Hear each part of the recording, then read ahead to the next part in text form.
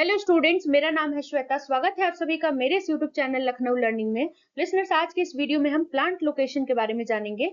आइए स्टार्ट करते हैं। जैसा कि आप स्क्रीन पर देख सकते हैं, choosing a plant location is a critical decision for any business involved in manufacturing और production. The right location are significantly impact operational efficiency, cost and overall success. Here are key factors to consider when determining plant location.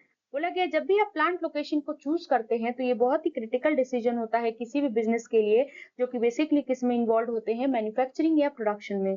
बोला गया जो right location है वो उसका significantly impact पड़ता है आपके पूरे के पूरे काम पर, आपके एफिशिएंसी पर, ऑपरेशनल एफिशिएंसी पर, आपके कॉस्ट पर भी, यानी कितनी लागत आएगी, आपके ओवरऑल सक्सेस पर इसका क्या होता है, प्रभाव पड़ता है, इम्पैक्ट पड़ता है। तो कुछ फैक्टर्स दिए गए हैं कि कंसीडर करने चाहिए जब आप प्लांट लोकेशन को डिटरमाइन करें। तो आइए जानते हैं वन बाय वन करके। तो सबसे पहला आता है हमारा प्रॉक्सिमिटी टू मार्केट्स। इसमें क्या बताया गया है, being close to major market can reduce transportation cost and deliver times,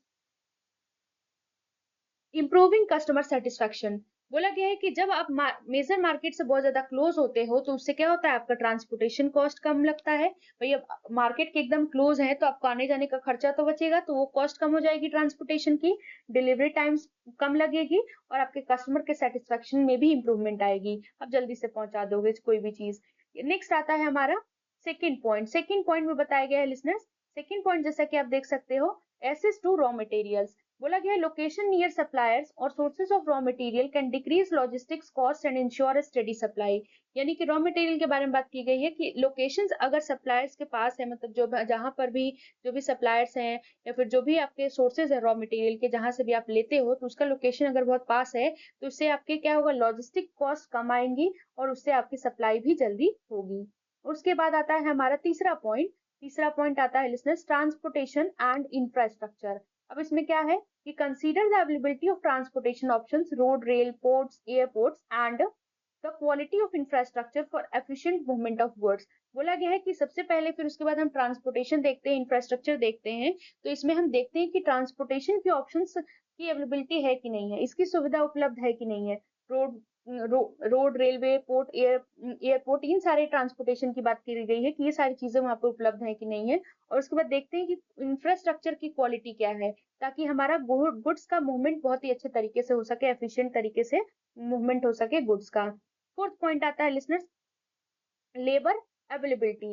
labour availability में क्या बताया गया है, assess the local labour market for skilled workers, labour cost and potential training programmes to ensure a reliable workforce. बोला गया है local labour market को हम देखेंगे स्किल्ड वर्कर्स के लिए, लेबर कॉस्ट के लिए और पोटेंशियल ट्रेनिंग प्रोग्राम्स देने के लिए, ताकि हम एक रिलायबल वर्कफोर्स को इंश्योर कर सकें। फिर आता है यानी कि इंश्योर कर सके एक रिलायबल वर्कफोर्स को। फिफ्थ पॉइंट हमारा लिसनर्स है, फिफ्थ पॉइंट आता है रेगुलरिटी इन्वायरमेंट। रेगुलरिटी इन्वायरमेंट में क्या बताया गया है, तो evaluate local, state and national regulations regarding zoning, environmental policies and labour laws which can affect operational flexibility. बोला गया है जब भी हम मूल्यांकन करते हैं लोकल, स्टेट और नेशनल रेगुलेशंस का, हमारे जोन से रिलेटेड, यानी एरिया क्या है, इन्वायरमेंटल पॉलिसीज क्या है, वहाँ के लेबर लॉज क्या है, तो ये सारे की सारी चीजें इफेक्ट करती हैं हमारे ऑपरेशनल फ्लेक्सिबिलिटी को। नेक्स्ट पॉइंट आता है हमारा लिसनर्स, यूटिलिटी एंड सर्विसेज।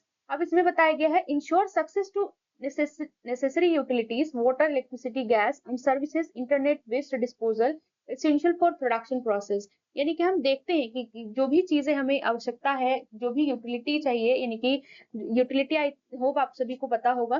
तो नेसेसरी यूटिलिटीज हम पहले इंश्योर करते हैं कि वाटर की सुविधा है कि नहीं, इलेक्ट्रिसिटी की है कि नहीं, गैस की है कि नहीं वहां पर सुविधा, और सर्विसेज भी देखते हैं कि इंटरनेट की फैसिलिटीज वहां पे उपलब्ध है कि नहीं, वेस्ट डिस्पोजल की। तो ये बहुत सारी चीजें बहुत ज्यादा एसेंशियल होती हैं प्रोडक्शन प्रोसेस के लिए। नेक्स्ट आता है seventh point listeners. Seventh point हमारा बताया गया है cost of land and facilities. बोला गया है इसमें analyse land prices, rental cost and potential tax incentives और subsidies that can affect overall investment and operational cost. मतलब हम एनालाइज करते हैं लैंड के प्राइसेस को, उसके कॉस्ट को, पोटेंशियल टैक्स इंसेंटिव्स को और सब्सिडीज को भी, कि कितनी छूट है, तो जो कि इफेक्ट करती है हमारे इन्वेस्टमेंट को भी, ओवरऑल इन्वेस्टमेंट को और एंड ऑपरेशनल कॉस्ट को भी। लास्ट पॉइंट आता है यानी क्वालिटी ऑफ लाइफ, लाइफ की बात कर ले लिसनर्स, तो इसमें क्या बताया गया है, तो इसमें बेसिकली बात की गई है क्वालिटी ऑफ लाइफ में, consider the quality of life in the area for employees including housing, education, healthcare and recreational options which can impact recruitment and retention। बोला गया है क्या चीज कि पहले तो हम क्वालिटी ऑफ लाइफ को देखेंगे एम्प्लॉयज के साइड से, और उसमें हाउसिंग फैसिलिटी है कि नहीं, एजुकेशन की, हेल्थ केयर की, रिक्रिएशनल ऑप्शंस है कि नहीं, जो कि बेसिकली रिक्रूटमेंट एंड रिटेंशन पर इम्पैक्ट डालती है। तो लिसनर्स, आज के लिए बस इतना ही। आई होप आप सभी को वीडियो समझ में आ गया होगा, सारी चीजें पॉइंट्स क्लियर हो गई होंगी। अगर आपको वीडियो अच्छा लगा हो तो लाइक शेयर एंड सब्सक्राइब करना ना भूलिएगा, रिव्यू जरूर दीजिएगा आपको ये वीडियो कैसा लगा। Thank you.